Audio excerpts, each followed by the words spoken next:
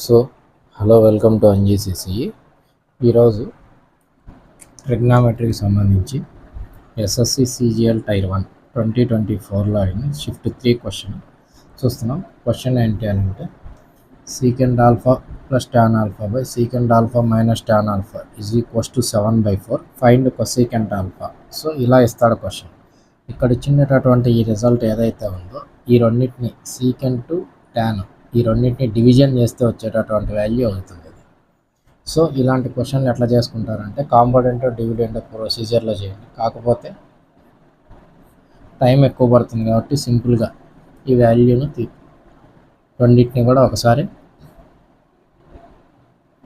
Component dividend ఏం చేస్తారు, value అనేటటువంటిది సేమ్ వాల్యూ ప్లేస్ చేసుకోండి.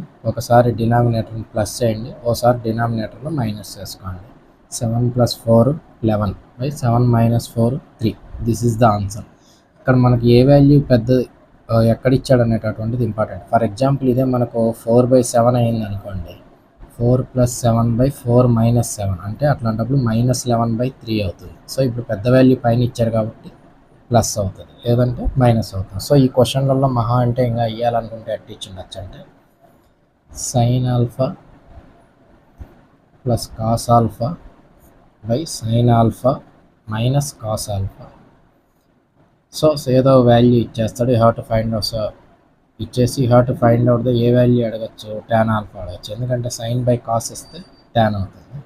సిమిలర్గా cosecant alpha plus cot alpha by cosecant alpha minus cot alpha. You have to find out the value of secant alpha, ఎందుకంటే cosecant by cot చేస్తే ఇప్పుడు నేను ఈ వాల్యూ చేస్తాను చూడండి. Secant alpha by tan alpha తీసుకున్నాం అనుకోండి.